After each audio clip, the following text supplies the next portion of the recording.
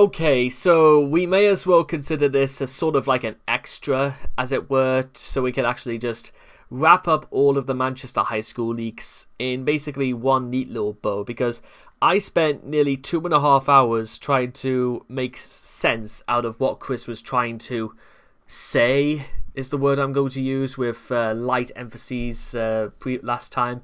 But now we are going to do what is best been described as the most baffling feat of Chris's writing prowess, and that is 13 lucky writing tips, which it follows as the normal. 1.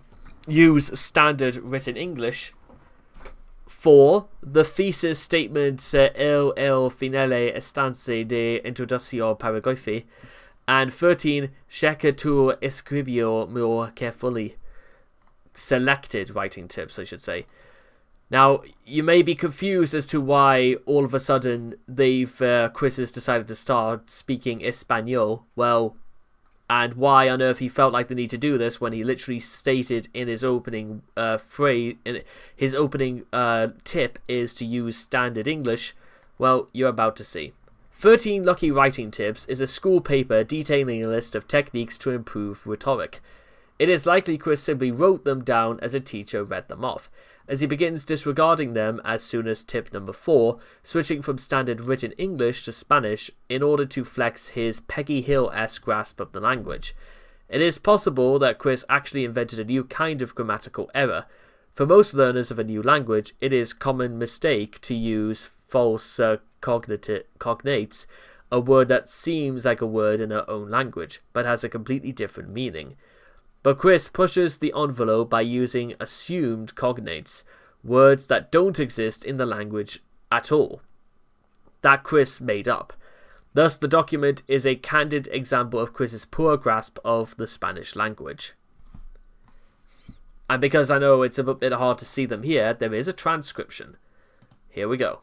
13 lucky writing tips according to Chris. 1. Use standard written English. 2. Do not use contradictions in formal writing. It should be avoid contradictions more than anything, but never mind. 3. You must have a thesis statement in each essay. 4. The thesis statement les finales estans de introduccio paragraph. 5. Tu escribe de literature el thesis incluye el lama de autor y lama de work. 6. Los paragraphs por y relate que el fese. 7. Los paragraphs tienen el topic estancia aber el unifying concepto de el paragraph. 1, 2, 3, 4, 5, 6, 7. No, I'm trying to do it in like the numbers in Spanish is a little bit like outside my comfort zone, unfortunately. Necrestias los adequit por detail. 10. Escribe la literatura on presentante test. 10. 11. Necriste tres mocio muchacho co mi de point. 12. Necrestias clase mon bien te escribe qui sensi sus biological. 13. Chaque tu escribir more carefully. Ay. Mistakes. All of them in many ways, but because there's some sort of problem with all of them. Line 4. Finale would go after estance if estance was a noun. However, estance literally translates to stagnated. It is clear that Chris believes it means sentence. The correct word is sentencia. Also, the word is final. The Spanish equivalent of introductory is, believably, introduccio, and the word for paragraph is parafeo. Line 5. Chris neglects to conjugate escribes into the imperative escribe. The Spanish form for thesis is spelled thesis. He misspells and erroneously uses the infinite form of incluir. He uses lama as the translation for name, Anyone who has been to one day at a Spanish class likely knows that llamar is a verb that means call, while the correct word would be nombre. It is to be noted that llamar is a pronominal verb, and as such it can be conjuncted in reflexive form. Spanish speakers often use this form to introduce themselves or other people. For example, él se llama Ricardo, literally he calls himself Ricardo, as opposed to the common English construct, his name is Ricardo. This is likely the origin of Chris's confusion. Furthermore, if llamar were a noun, it would be feminine and addressed with the feminine article la. The Spanish word for work, even in this sense, is trabajo, which any high school Spanish student should know. But, ironically, just like the word for work, Chris does not know what work is, in many ways. Or if he does, he would not be trabajo for very long. Chris would always say he would always do trabajo mañana. Needless to say, mañana never came. That's also a word I heard that most people who come to Spain will learn to use very, very quickly. Mañana. Tomorrow. Literally the morning. Line 6. Chris uses the words support and relate in lieu of apoyan and relación, and he erroneously uses paragraph and thesis. Line 7. Chris uses the second person singular you conjunction for tenor, uses paragraph and stanzas as well as the word unifying when the word is unificando. Also unifying is an adjective and would go after concepto. When the words de and el are used consecutively, they are combined into del. Line 8.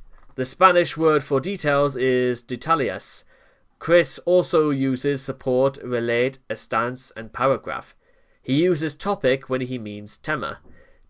Doesn't combine a and l into al. Line 9. The word for adequate is adecuado. He repeats support and details. Line 10. The Spanish word for literature is literatura and is feminine. Again, Chris puts the adjective before the noun like in English. Uses tense when he means tiempo. Line 11. Chris begins speaking French somehow and uses the French word for very, très, and uses muchacho instead of mucho, literally writing very boy. He uses points, pointe, when he means punto. It is not clear what the sentence is supposed to mean, but it is wrong in the same way.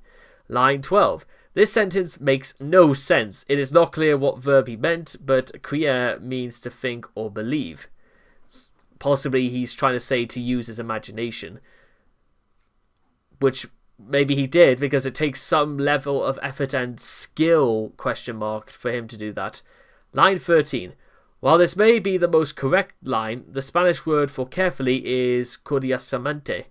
Cheques is not conjuncted into the imperative check. So, yes, baffling, ladies and gentlemen, because Chris... Look, I'm going to say this very, very quickly before we finish.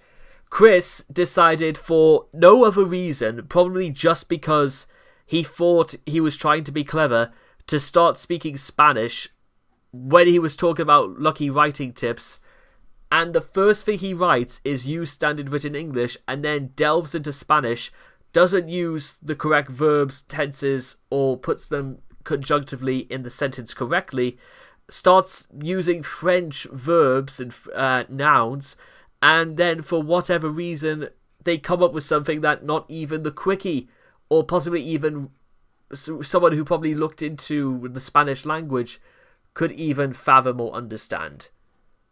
Chris, for whatever reason, decided that was easier and better to do than just doing this in English. Chris, which I'm actually interesting enough, I'm in two minds about. One, it's pretty interesting in many ways that Chris would think about that. Stupid and idiotic it may be. But also, it's kind of straight. Again, Chris obviously showed some level of like interest and just seemed genuinely quite expressive in trying to use Spanish. It's strange he never really carried this faculty like anywhere else in his life, which is bizarre, but it's almost like a lost opportunity, this. But with all that being said and done, I hope all of you guys have enjoyed this short little cool extra to the Manchester High Leaks, and I cannot wait to see all of you guys again in the next video. Take care, and bye-bye for now.